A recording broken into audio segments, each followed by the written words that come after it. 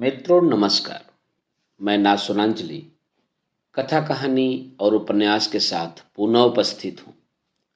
मित्रों, इस समय मैं वाचन कर रहा हूँ राजकुमार कोरी राज के लिखे गए उपन्यास चंद्रवदना का। मित्रों, अभी तक आपने मेरे वाचन के पिछले क्रम में सुना कि चंद्रवदना को छुड़ाकर चारुदत्त उसके साथ सफर में निकला हुआ है तथा तमाम मुश्किलों को झेलता हुआ इस समय वह चित्रकूट पहुंचा है।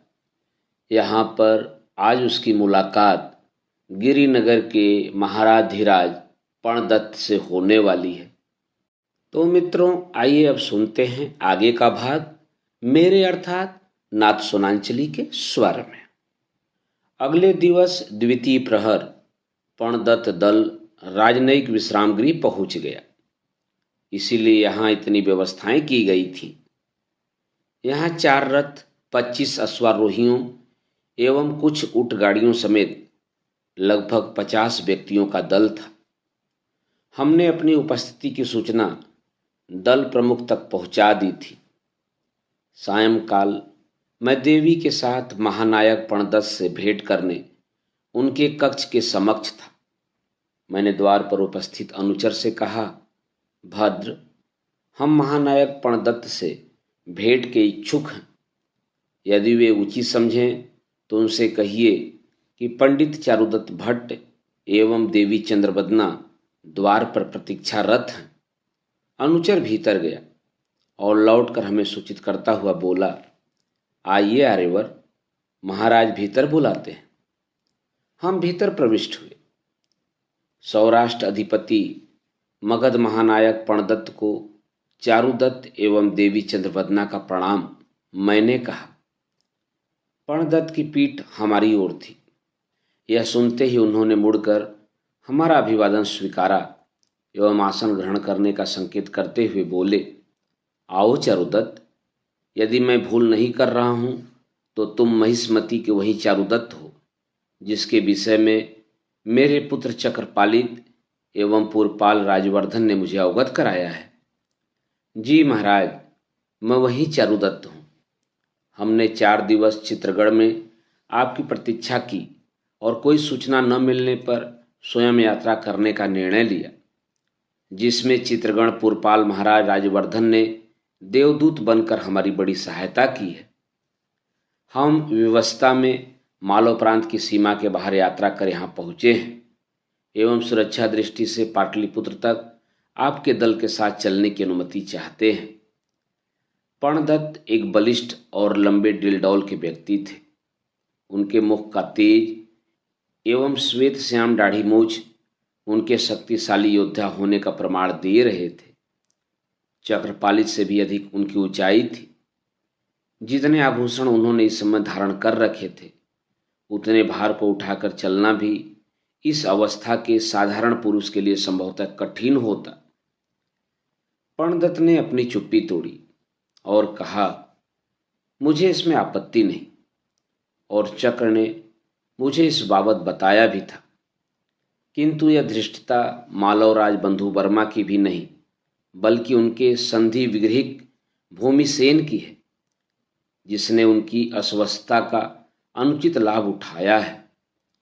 और उसकी इस धृष्टता एवं दुष्टता पर मैंने बंधु वर्मा को गुप्त आपत्ति संदेश पत्र भी प्रेषित कर पाटलिपुत्र बुलवाया है, किंतु उनकी वृद्धावस्था की अक्षमता के चलते यह अभी संभव नहीं। तो क्या महाराज, गुप्तवंशी गरुड़ ध्वज के तले विविध सामंतों को अक्षमताओं एवं उदंड पदाधिकारियों की बर्बर मनमानियों का ग्रास प्रजा बनती रहेगी और महाराधिराज के कानों तक उनकी इस गुहार का कोई परिणाम न निकलेगा? अथवा मालवा की प्रजा को अब ईश्वरी कृपा पर ही निर्भर होकर जीवन निर्वाह करना होगा?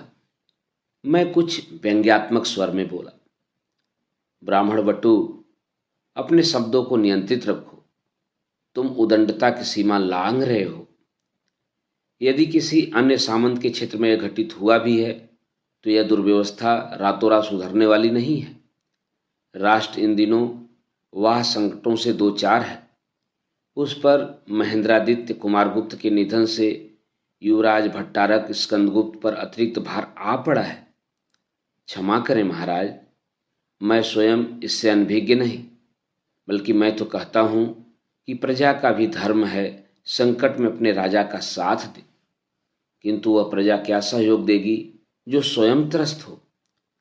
यदि सामंतवाद में परिवारवाद चलता रहा तो किसी केंद्रीय प्रशासन के अधीन होना न होना समतुल्य है।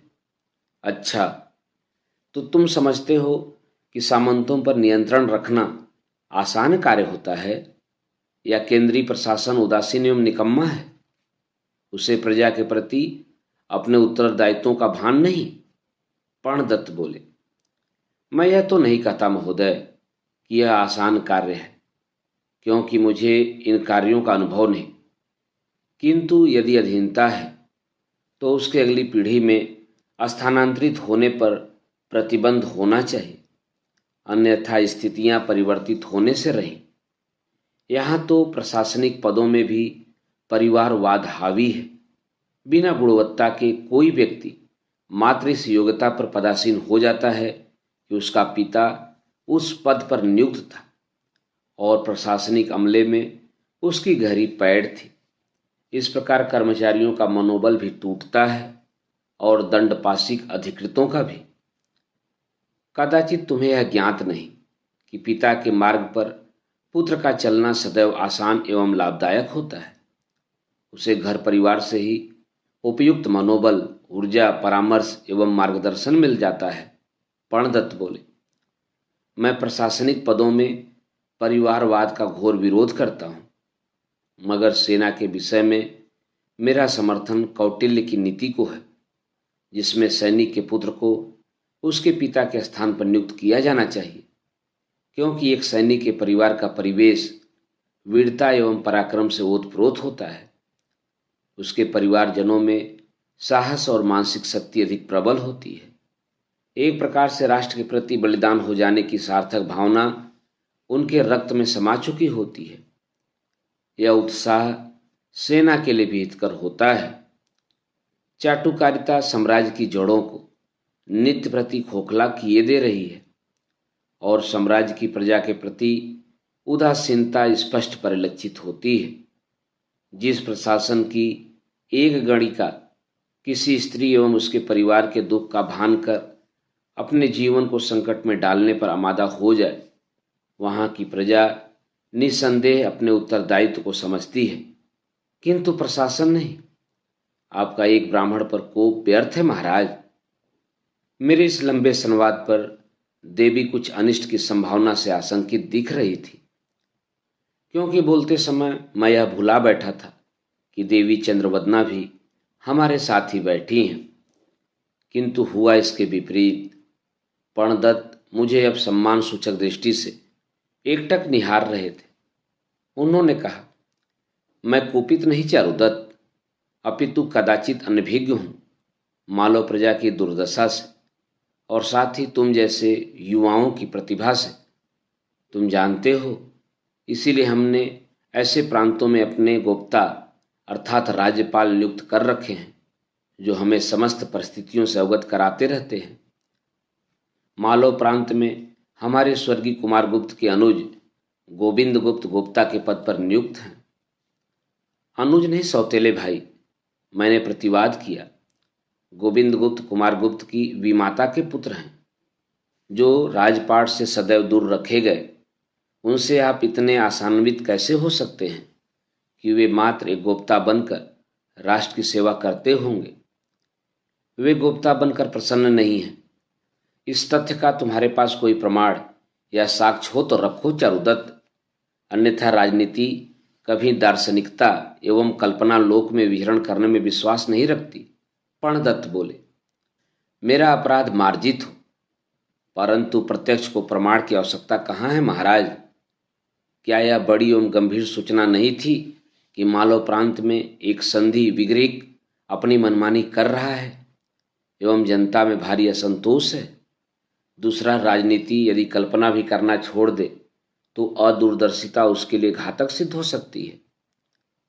आप स्वयं सोचिए कि पट्ट महादेवी ध्रुव स्वामिनी के पुत्र होने का लाभ कुमारगुप्त को मिला, किंतु गोविंद गुप्त के हाथ कुछ नहीं आया। पुष्यमित्रों से युद्ध में भी गोविंद गुप्त की कोई भूमिका न रही।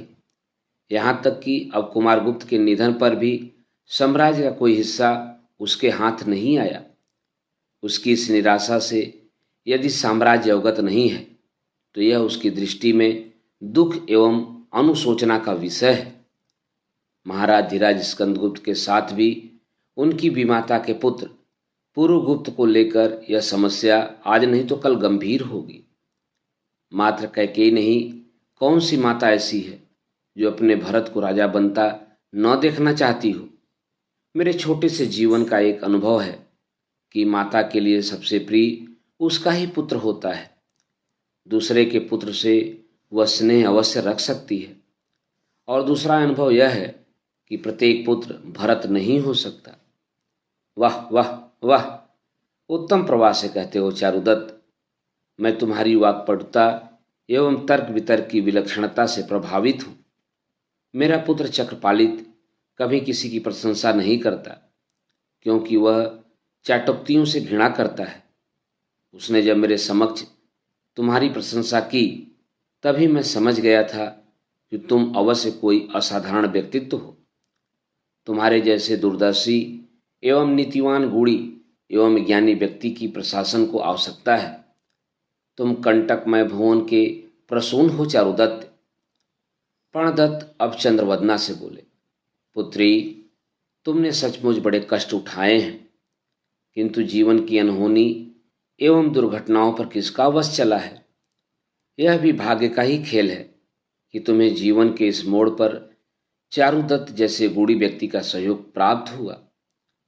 निस्संदेह प्रजा की ऐसी दुर्गति के लिए प्रशासन ही उत्तरदायी है, किंतु एक प्रजापालक होने के नाते मैं तुम्हें विश्वास दिलाता हूँ कि अब ऐसी घटनाओं की पुनरावृत्ति नहीं होगी और व्यवस्थाएं सुधरेंगी, क्योंकि राष्ट्र को एक नया शासक महाराज धीराज स्कंदगुप्त के रूप में प्राप्त हुआ है। तुम अपने कक्ष में अब विश्राम करो। हम कल भोर होते ही प्रयाग नगरी हेतु प्रस्थान करेंगे। चारुदत्त, पुत्री को कक्ष तक छोड़ आओ। मुझे तुमसे कुछ विशेष वार्ता करना है। मैं कदाचित उन्माद में अधिक बोल गया था, किंतु यह सत्य था। मुझे इस बात पर अधिक अचरज था कि प्रणदत्त जैसा योद्धा और राष्ट्रनायक मुझ साधारण व्यक्ति की इतनी बातें कैसे और क्यों सुन रहा है। क्या महाराज चक्रपालित ने सचमुच मेरी इतनी प्रशंसा कर दी है कि वे मुझे ठोक बजाकर देखना चाहते हैं, या फिर वो मुझे अबोध बालक समझ रहे हैं। ऐसे न जाने कितने ही प्रश्न अब मेरे मस्तिष्क में थे। उन्होंने मुझे पुनः बुलवाया है।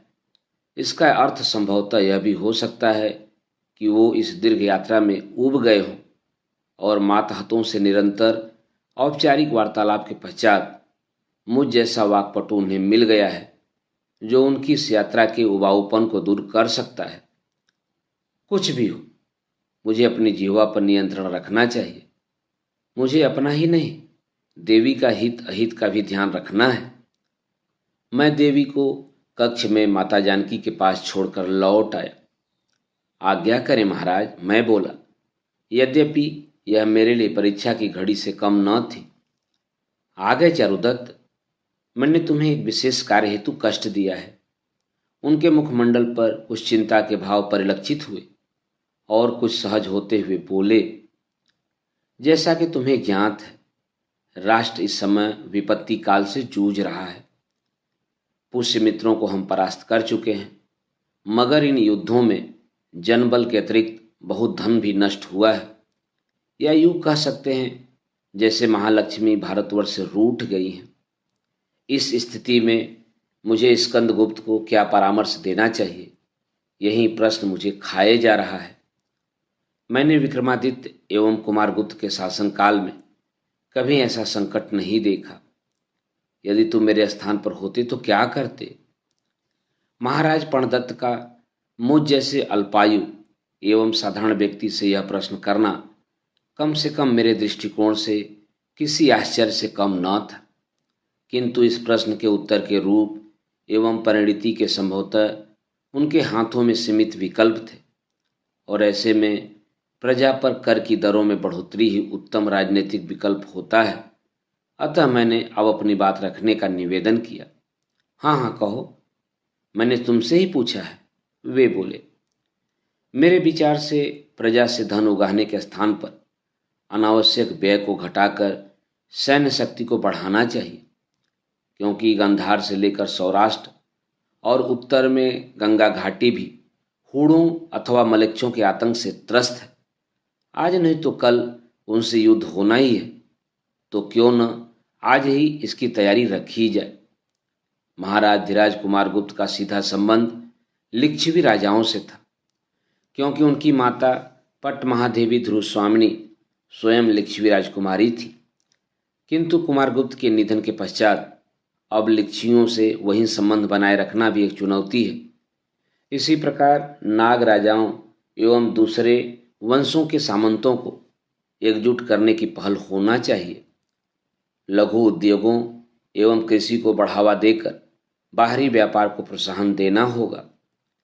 इसके अतिरिक्त राष्ट्र को अपना स्वर्ण भंडारण बढ़ाना होगा एवं स्वर्ण मुद्राओं का प्रचलन समाप्त कर सस्ती मिश्र धातुओं की सांकेतिक मुद्राओं का प्रचलन आरंभ करना चाहिए। लेकिन क्या यह संभव हो पाएगा? पर्णदत्त ने प्रति प्रश्न किया। क्यों नहीं महाराज, पहले स्वर्ण मुद्रा अर्थात दिनार का प्रचलन राजकोष से बिना किसी घोषणा या सूचना के बंद करना होगा।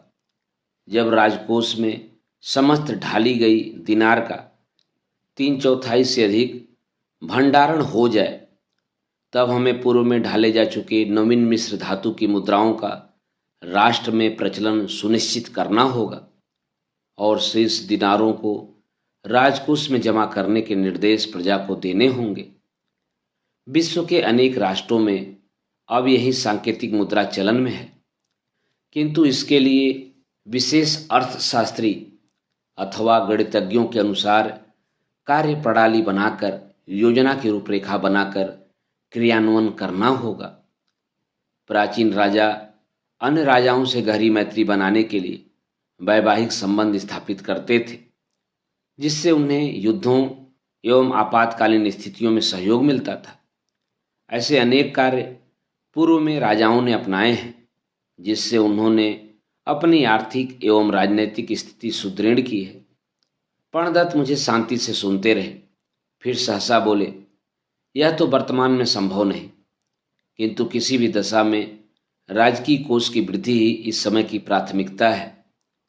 एक लंबे समय तक हमारी वार्ता चलती रही और मुझे इस बात का आभास भी हुआ कि महानायक निश्चित रूप से राष्ट्र के लिए चिंतित हैं और मेरी बातों को गंभीरता से सुन रहे हैं।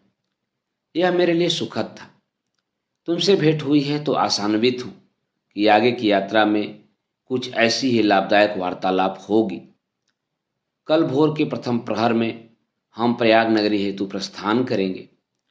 कुछ प्रश्नों जिन पर मैं स्वयं कुमार गुप्त को कोई संतोषजनक उत्तर न दे सका था, उन पर भी हम कल यात्रा में वार्ता करेंगे। कल तुमसे भेंट होगी। मेरा सौभाग्य महानायक, मैं प्रसन्नता से बोला और आसन से उठकर अनुमति ली। देवी चंद्रवदना के मन में आशंका थी कि मेरी दुस्साहसपूर्ण अविरल वाग्धारा एवं वाक्पटुता किसी दुष्परिणाम को जन्म न दे दे, क्योंकि पर्णदत्त ठहरे एक बड़े राजनेता एवं अनुभवी मंत्री। मैंने देवी को अपने उस वार्तालाप का सार बताया जो उनके जाने के पश्चात हुआ था, और यह भी कि कल यात्रा में भी वे मुझसे कुछ विशेष वार्ता करने के इच्छुक हैं। यद्यपि देवी को इस बात से कोई बहुत प्रसन्नता हुई हो, ऐसा मुझे अनुभव नहीं हुआ। मैंने सारथी अश्वारोही एवं माता जानकी के समक्ष भी यह बात रखी कि अब चूंकि यात्रा स्वयं पर्णदत्त दल के साथ है, अतः अगर वे चाहें तो चित्रगढ़ लौट भी सकते हैं। किंतु वे तीनों इससे असहमत लगे और फिर उन्हें महाराज धीराज स्कंदगुप्त को राजनयिक संदेश भी तो पहुंचाना था। ब्रह्म मुहूर्त में स्नानोपरांत मैं उन मंत्रों का जाप कर रहा था जो मेरी दिनचर्या के अनिवार्य अंग बन चुके थे। ऐसे में सद्य स्नाता देवी चंद्रवदना का आगमन मेरे कक्ष में हुआ। उनके हाथों में थाल था जिसमें आरती का दीपक एवं कपूर की प्रचंड ज्वाला सुशोभित थी। उन्होंने अपने गीले केस एक वस्त्र से लपेट रखे थे जो पगड़ी की भांति विशिष्ट प्रकार से बंधे थे। पीत कौसे अधिवस्त्र एवं गहरे रंग का अधोवस्त्र उनकी छटा को अलौकिक स्वरूप प्रदान करता था। कपूर की प्रचंड ज्वाला उनके मुख के धवल तेज को एक ताम्र आभा प्रदान करती थी। मैंने अनायास ही हाथ बढ़ाकर आरती ग्रहण की एवं शरणामृत लिया। दल की यात्रा कब प्रारंभ होगी दत्त? उन्होंने पूछा। अभी तो स्नान एवं कलेवा में समय लगेगा। अनुमान है कि यात्रा द्वितीय प्रहर तक ही आरंभ हो सकेगी। देवी कुछ निश्चिंत होकर बोली, आज हमें तुम्हारी कमी यात्रा में अखरेगी दत्त। भला क्यों? मैंने पूछा। आज संभवतः तुम हमारे रथ में नहीं वरण पणदत्त के रथ में बैठोगे। उन्होंने आशंका व्यक्त की। नहीं नहीं, मैं उनके साथ क्यों बैठने लगा। हाँ, यदि वे मुझे बुलवा भेजें तो दूसरी बात है। दल की यात्रा दिन के पहले ही प्रहर में आरंभ हो गई। यहाँ उल्लेखनीय यह है कि मार्ग अपेक्षाकृत सुगम था एवं रथ तीव्रता से गतिमान थे। यह आभास होना निश्चित था कि राजधानी दूर नहीं थी। यूं भी प्रसिद्ध नगरों में यातायात व्यवस्था उत्तम एवं विकसित प्रतीत होती है। महानायक पणदत्त के रथ के पीछे हमारा रथ था। मुझे अभी तक महानायक का कोई संदेश नहीं मिला था, अतः मैं अब तक देवी एवं माता जानकी के साथ रथ में वार्तारत था। प्रयाग नगरी पहुंचकर ही महानायक ने मुझे याद किया।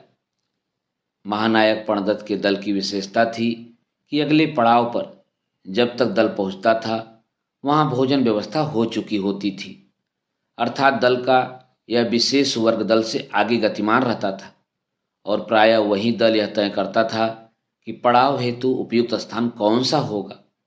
यह जानकर मन हर्षित था कि चंद्रवदना एवं मैं इस दल का एक अहम भाग थे। इस बात की पुष्टि इस तथ्य से हो जाती है कि उस कक्ष में पणदत्त के साथ हम दोनों भोजन हेतु आमंत्रित थे। प्रयाग नगरी यूं भी सदियों से एक पवित्र स्थली रही है। यह महर्षि भरद्वाज की नगरी है, त्रिवेणी संगम है, कुंभ स्थली है। यहाँ आकर मैं धन्य था। यहाँ स्नान का लाभ लेना ही सभी का उद्देश्य था। भोजन उपरांत माँ गंगा को पार कर हमें काशी की ओर यात्रा आरंभ करनी थी। व्यंजनों की विविधता ने तन मन तृप्त कर दिया था। महाराज पणदत्त अब हम दोनों से ऐसे सहज वार्ता कर रहे थे मानो हम उनके ही परिवार के सदस्य हों। प्रजा के प्रति एक राजा का भी यही कर्तव्य है। चंद्रवदना से उनका देर तक वार्तालाप चला जिसमें उन्होंने मुझे बोलने का अवसर भी न दिया। मैं मूक श्रोता की भांति दोनों को सुनता रहा।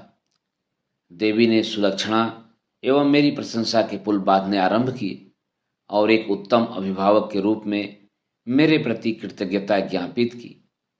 उनके शब्दकोश एवं वाक्शैली ने मेरे साथ पणदत्त को भी प्रभावित किया। उनके शांत होते ही वे बोले, पुत्री, तुम निश्चित ही बहुत संस्कारवान, मृदुभाषी एवं बुद्धिमान हो। तुम्हारे माता पिता ने तुम्हें उत्तम संस्कार दिए हैं। तुम स्वयं किसी ऊर्जा पिंड से कम नहीं। यह तो मेरी ही बात का पूर्ण समर्थन था। ऐसा लग रहा था मानो किसी रंगमंच की नौटंकी में मेरे संवाद महाराज पणदत्त ने भूलवश पढ़ दिए हों। मैं अपनी चुप्पी तोड़ने की धृष्टता कर बैठा और बोला, आप सत्य कहते हैं महाराज। देवी चंद्रवदना के रूप में मैं स्वयं माता जगदम्बा को अपने समीप अनुभव करता रहा हूँ। पणदत्त बोले, जिस राष्ट्र के युवा इतने प्रतिभाशाली, संस्कारवान एवं कुशाग्र बुद्धि रखने वाले हों उसका भविष्य मुझे उज्जवल ही दिखाई देता है। ब्राह्मण का बल यदि ज्ञान है तो राजा का बल सेना है, किंतु राजा का बल प्रजा भी हो सकती है। यह अवधारणा भी असत्य नहीं। मैं तुमसे पूछता हूँ चारुदत्त, नौ महाराज धीराज स्कंदगुप्त की प्राथमिकताएं क्या होनी चाहिए?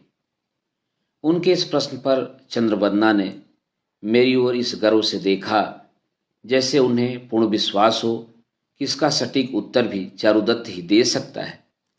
मैं बोला, छोटा मुंह बड़ी बात होगी महाराज, किंतु मैं अपने विवेक, अध्ययन एवं गुरु प्रदत्त ज्ञान के आधार पर अपना मत ही दे सकता हूँ। आवश्यक नहीं कि प्रायोगिक अथवा क्रियान्वयन की दृष्टि से यह संभव हो। यदि मेरी मृदु शब्दावली भी किसी धृष्टता को जन्म देती हो तो भी मेरा अपराध मार्जित हो। स्कंदगुप्त ने अपने युवराज काल में ही अपनी वीरता का वह परिचय दे दिया है जिसे अभी प्रमाणित करने की आवश्यकता नहीं, एवं उस महानायक प्रणदत्त के समक्ष तो कदापि नहीं जिसने स्वयं गुप्त साम्राज्य के गरुण ध्वज की छत्र छाया में अपना जीवन युद्ध में झोंक दिया हो। किंतु आज राष्ट्र के समक्ष जो परिस्थितियां हैं वे किसी भी राजा को चैन से बैठने की अनुमति नहीं देंगी। पुष्यमित्रों के समान ही म्लेच्छ आक्रांताओं को भी पराक्रम से उत्तर देना उनकी प्राथमिकता होनी चाहिए, क्योंकि यह समस्या आज खड़ी हुई है यह कहना अनुचित होगा। यह समस्याएं दिवंगत महाराधिराज कुमारगुप्त की खड़ी की हुई हैं। प्रत्येक राजा चंद्रगुप्त मौर्य, अशोक, समुद्रगुप्त या विक्रमादित्य की भांति महापराक्रमी अथवा चक्रवर्ती होने की महत्वाकांक्षा रखने वाला नहीं हो सकता, किंतु यह राजा की शक्ति होती है जो उसके राज्य को विस्तार तो दे देती है, साथ ही आक्रांताओं के उत्साहों का भी दमन करती है। यदि देखा जाए तो महापराक्रमी समुद्रगुप्त के बाद राज्य विस्तार का स्वप्न भी सम्राटों ने नहीं देखा। विक्रमादित्य ने राज्य विस्तार की अपेक्षा राजाओं से मैत्री संबंधों को वैवाहिक संबंधों में परिणित कर शक्ति में वृद्धि अवश्य की। उन्होंने इस तरह लिच्छियों और नाग राजाओं के साथ गहरी मित्रता स्थापित की, किंतु कुमारगुप्त में वह प्रतिभा भी नहीं थी। उन्होंने मात्र प्राप्त राज्य को संभालने में ही अपनी सैन्य शक्ति का प्रयोग किया और राज्य सुख भोगा। उनके इस विलासी जीवन ने राष्ट्र को वह शक्तियों का आसान लक्ष्य बनने दिया। कुषाणों, शकों, पुष्यमित्रों एवं हुणों ने सीमाओं पर सदैव चुनौतियां बनाए रखी और राज्य की कोष क्षीणता को प्राप्त होता रहा। कुमारगुप्त संतोष के धनी थे, परंतु एक संतुष्ट होने वाला राजा एवं लज्जा करने वाली वेश्या कभी सफल नहीं माने जाते। यही कारण था कि आधीन सामंत भी विरोधी स्वर अलापने लगे। ऐसे में हम कौटिल्य के मंडल सिद्धांतों के अनुसार निरंतर आशंकित क्षेत्र में हैं और राजा के दो शत्रु आपस में मित्र होकर संकट उत्पन्न कर सकते हैं। इस स्थिति में किसी भी क्षेत्र में हारना न सिर्फ कष्टदायक अपितु राष्ट्र की विपत्ति का कारण भी बन सकता है। जिस प्रकार पंछी फलहीन वृक्ष को त्याग देते हैं, वेश्या निर्धन पुरुष को छोड़ देती है, उसी तरह प्रजा भी पराजित राजा को त्याग देती है। प्रणदत्त कुछ गंभीर थे। उन्हें कदाचित कुमारगुप्त के विषय में मेरी धारणा उचित न लगी हो, किंतु उत्तराधिकार के राष्ट्र को अक्षुण्ण रखने के सिवाय कुमारगुप्त के पास कोई विशेष उपलब्धि थी ही नहीं। तुम कदाचित सत्य कहते हो चारुदत्त, प्रणदत्त बोले, बल्कि तुम्हारे कुछ तथ्य भविष्यवाणी से प्रतीत होते हैं।